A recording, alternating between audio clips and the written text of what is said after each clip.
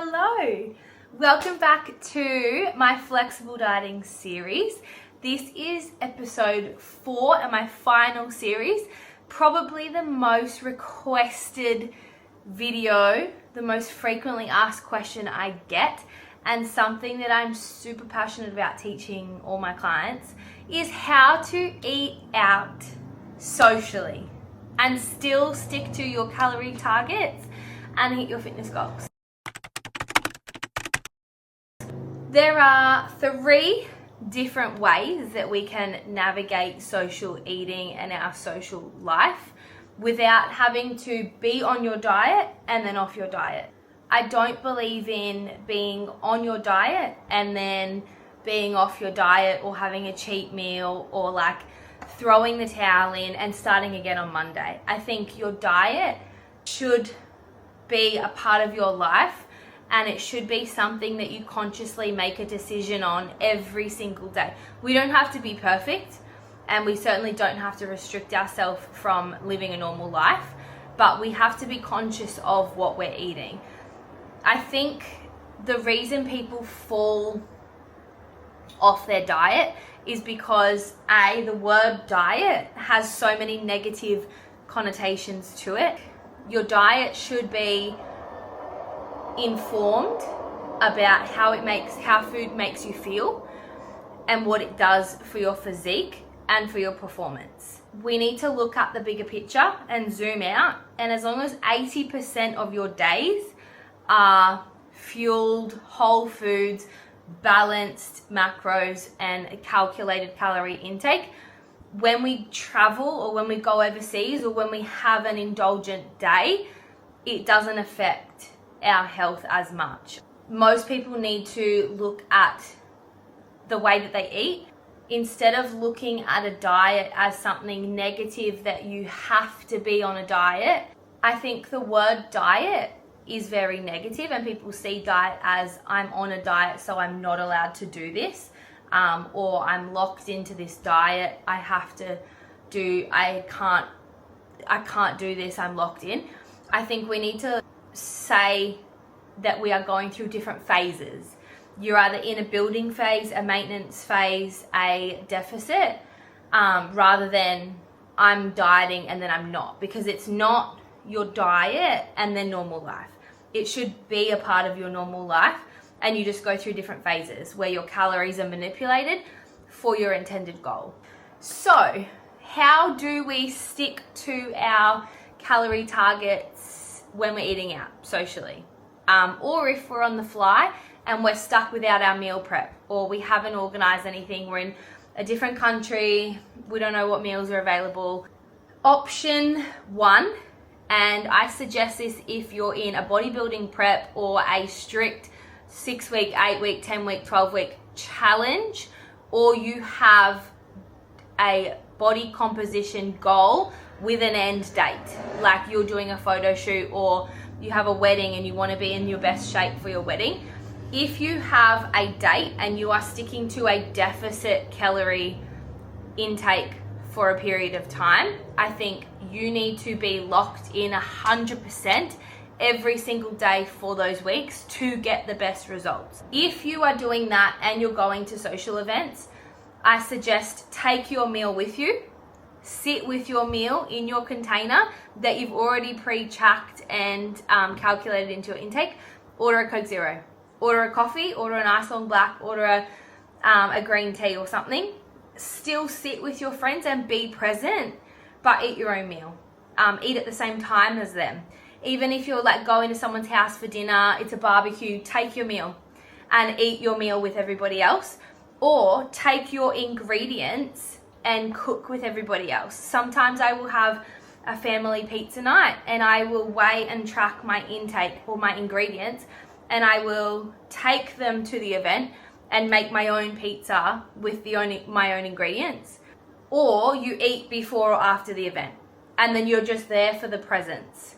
You don't have to eat to be social. There's so many other things that you can do to be social with your friends that don't involve eating. Number 2 is look up a menu before you go and see if there's something similar and easy to track. So I will often look up a menu. Banksy Cafe, I'll have a look at their menu. I normally have eggs and tomato and an oat latte for my breakfast. So I will look up the menu and I'll think, okay, can I just have sourdough, avocado, and eggs? Often you can ask for separate ingredients on the side. So you can have a look at their sides and you can see that like on their sides they have eggs available and tomato available. So I actually might just say to them when I order, I might say, can I please just have a serve of sourdough bread with 2 poached eggs and some tomato on the side without oil? Can you grill it or cook it without oil? If you were doing dinner, I would do the same thing. Something like a steak and potato and veggies that comes out separate, that I can weigh or eyeball the portions and I know exactly what ingredients are in there. Things like steak, they actually have 200 grams on the menu. So you can track a 200 gram steak. When it comes out, it might have vegetables and gravy and mashed potato. What you can do is you can ask for the sauce on the side. And I might insert a picture here of an example and pull it apart and write on there what I would have tracked. That way you can actually see the ingredients. And if you have been eating that and weighing that normally, you know what it looks like on your plate. So if I normally have 100 grams of broccoli and I get this side and it comes out and it's heaps, I might say, oh, it's 200 grams or it's 300 grams. Or I might actually just take 100 grams and eat 100 grams. Just because it comes out doesn't mean you have to eat the whole thing.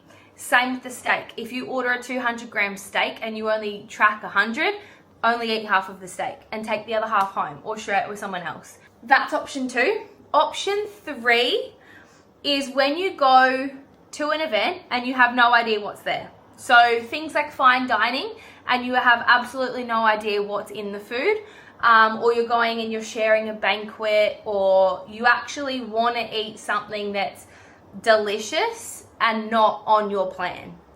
I will bank up a heap of calories, mainly from carbs and fats. It's always fat that take us over. And I will put that into my fitness pal ahead of time. I'm actually going to lunch with my mum tomorrow and I have no idea what we're going to order, but we're probably going to order a heap of small plates and share them. So what I'm actually going to do is bank up about 1,000 to 1,500 calories. Again, it totally depends on how many you have. If you're in a strict diet phase and you're only on 1,400 calories or 1,500 calories, obviously you can't bank up that much. This is where you need to be strict but not restrictive. Obviously, if you're in a deficit and you don't have a lot of calories to play with, I wouldn't be banking up and having a big meal out. I would probably bank up 600 calories and have smaller portions when I'm there, but have a bigger lunch or have a bigger breakfast or have a bigger dinner so that you're not overeating. I would have mainly protein and a fruit or veggie source in my other meals. If I'm gonna go to lunch tomorrow with my mum, I'm actually gonna have my eggs, but I might take the yolks out to save the fats. So instead of having 2 whole eggs, I'm gonna swap it and I'm gonna have 4 egg whites. I'm gonna have that maybe with half of the serve of sourdough that I normally have, so 60 grams instead of 120, and I'm not gonna have the avocado to save my fats. Then I might just serve it with some sliced tomato and spinach. For lunch, I might have just some grilled chicken and a salad, or some fruit and some yogurt with a serve of protein on the side, or some lean meat and some veggies, and save my carbs and my fats from the meals so that I can have them in the fancy meal. So things like oils and nuts, I will just remove from my other meals and cut my carbs in half and bank them up for the other meal. That way you can kind of go in knowing that you have a bit of a buffer. And obviously this is not accurate, it's guesstimation. So if you're doing that every single week, you're not going to get the best results. It's okay to do that from time to time. Obviously, we get the best results from being accurate and consistent and on point and calculated. Anything that we don't calculate, we can't account for. It's okay to guesstimate and be flexible from time to time, because that's how we consciously make food choices. I will do the same for alcohol. If I'm going out drinking with friends or I'm going to have a wine with dinner, I will pre-track ahead of time the amount of drinks that I'm going to have and then stop, because there are still calories in alcohol and in anything that you drink and consume. So you want to account for it. So I might put in 2 large glasses of red wine as well and know that my calories are coming from that. Anyways, they are our 3 options.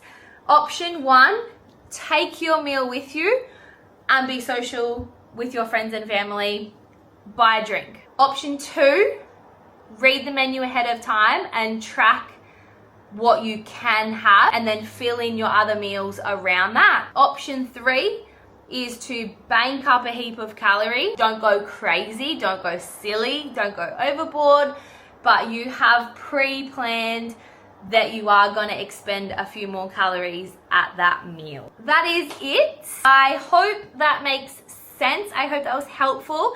If you ever have any questions, please reach out. I'm happy to help. Thanks for tuning in. Make sure you like and subscribe. Leave me any comments. What did you think? Was this helpful? And we'll see you in the next video.